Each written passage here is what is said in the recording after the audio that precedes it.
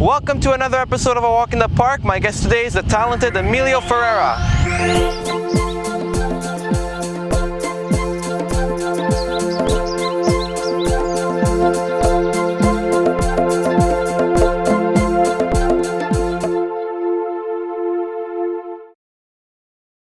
Hello! Hi man.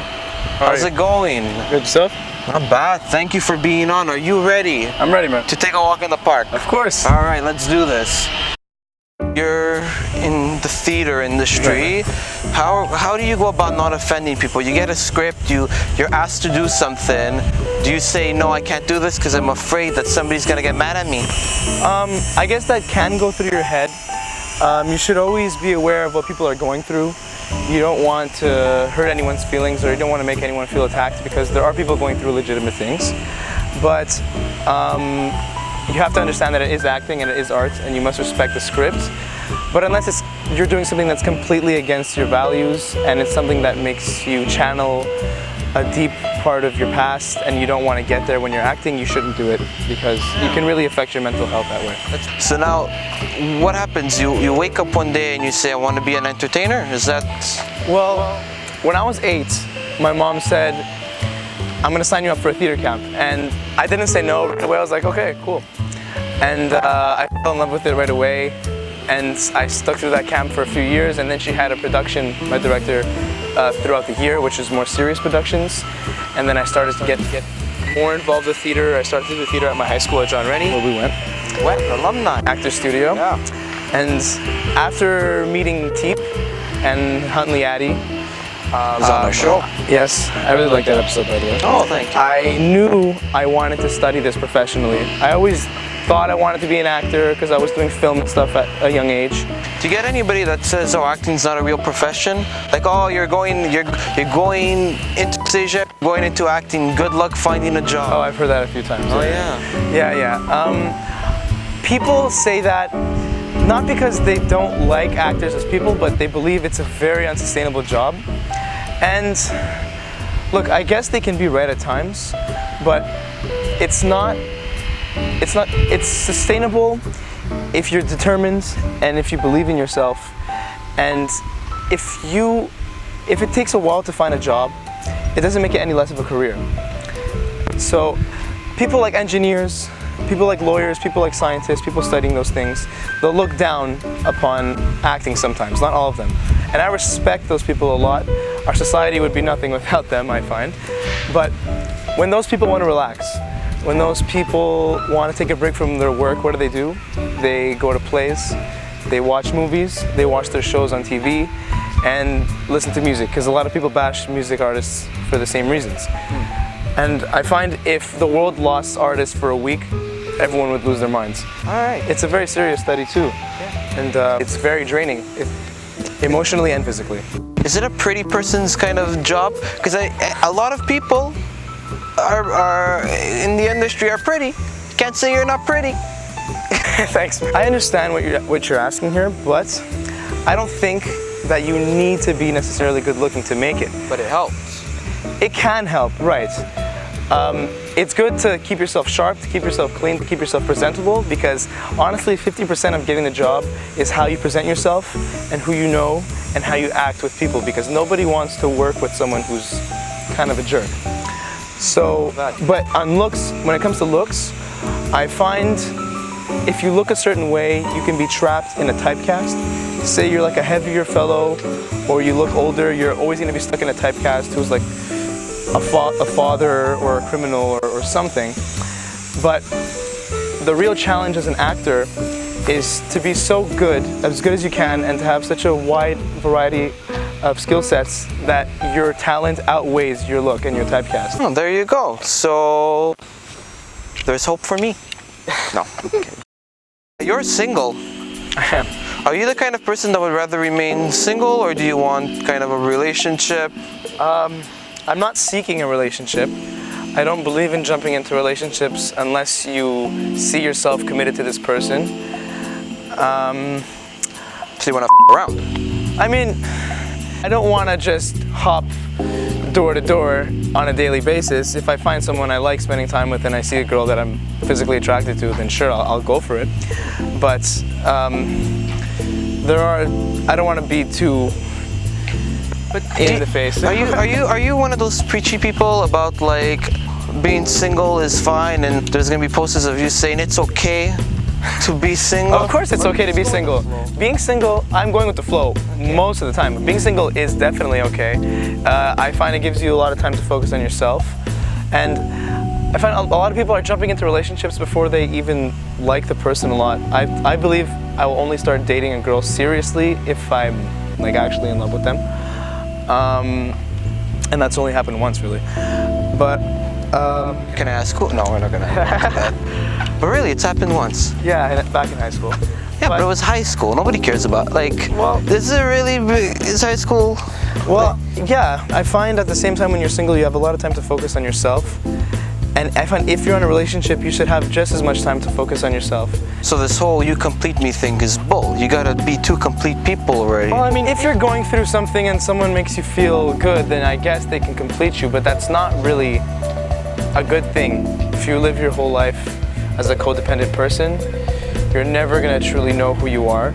You're never gonna truly be able to do things you wanna do. You're not gonna be able to set goals, and you're not gonna be able to reach those goals. And you're just gonna rely on the other person for pretty much everything. You could get Emilio's new relationship book at bookstores available near you. Come on, you're a regular Dr. Phil. No, a lot of people told me that we're talking a lot about the environment on this show. Like season 2 is heavily focused on that. And you know, when they say you've got 18 months to change something before, you know, climate change is irreversible, we gotta be talking about it. But my biggest concern is like, what the hell do we do? Like, what can a person like me or you do? There's a few things we can do as individuals. Little things such as you shouldn't really buy or use any plastic bags. Have a canvas bag in your house. I know so many people that don't recycle and compost. It's crazy. But you should recycle and compost. Don't drive somewhere if you don't need to. If it's like down the street, there's no point of driving. Take a walk. That's it. Take a walk in the park. In the park. I'm a Greek Portuguese. I love meat so much.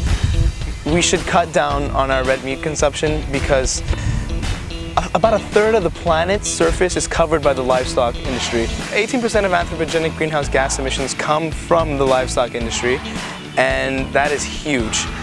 That is a big factor on climate change. So as much as I love meat, as I said earlier, I really am starting with my family to buy less steaks, less livestock, less poultry. I'm still all about those pressure tactics because I think that's what works. I will say I'm not gonna shop at these stores until they get rid of their plastic bags. All these big companies are nothing without the demand, and they're nothing without the mass consumption.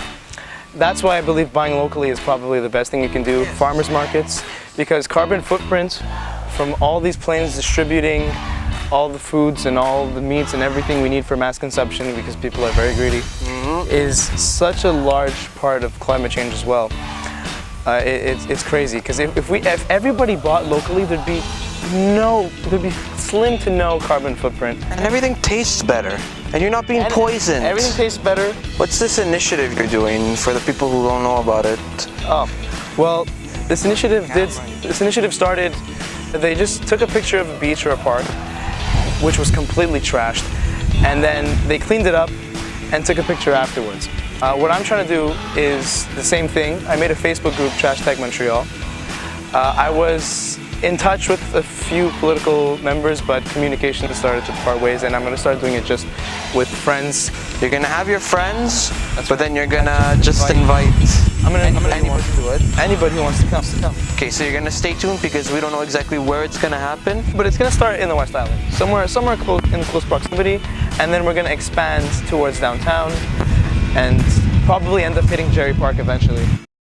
Your darkest memory was when you almost lost your father and your brother. Right. What happened? My dad and my brother, I think we were in New Brunswick. They went deep into the beach and they got sucked down by a riptide.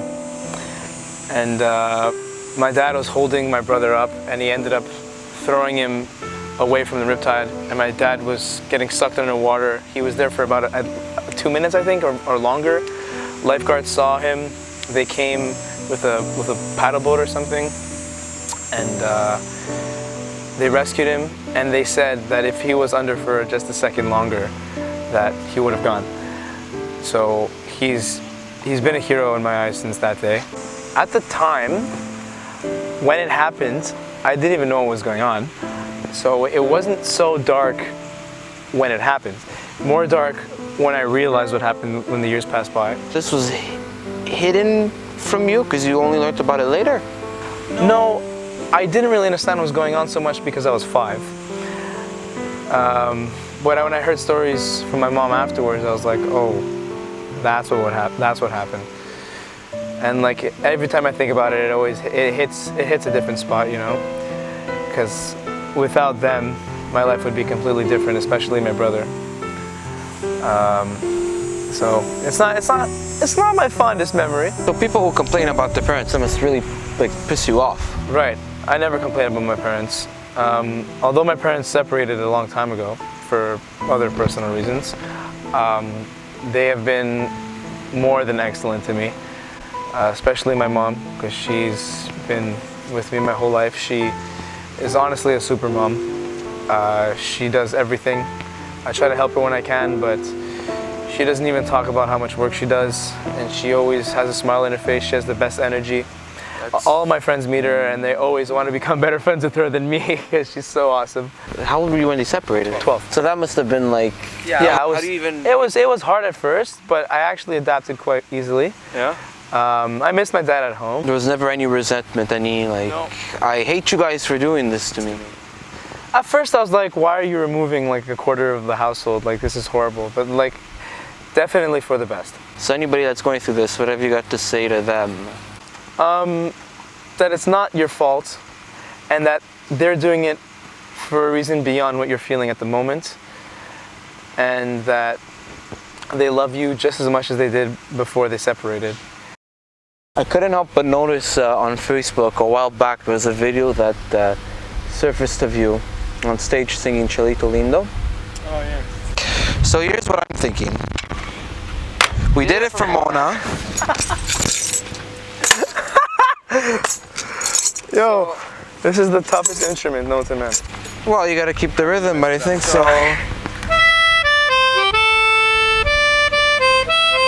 So I'm thinking right now, we do a little jam session on some kind of instruments. I just think you could give it. Do you stand up when you do this? No, I'm okay sitting down. You do the chorus. You start to the verse, and I'll come in at the chorus. Okay, we start the verse.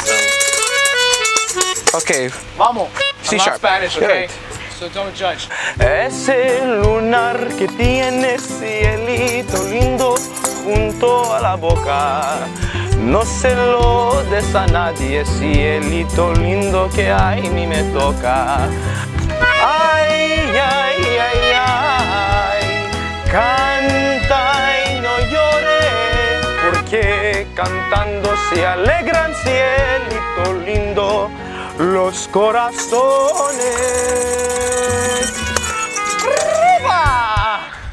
Thank you for being on. He's gonna be doing some YouTube stuff later on this year, so stay tuned for that. Emilio With Ferreira. my class, Gas Station Wine, Performance Collective. You're going to a gas station to do it? It's called Gas Station Wine. Gas Station 1. All right. Thank you for being on. Thank you, man. Thank you. There we go. That's a wrap.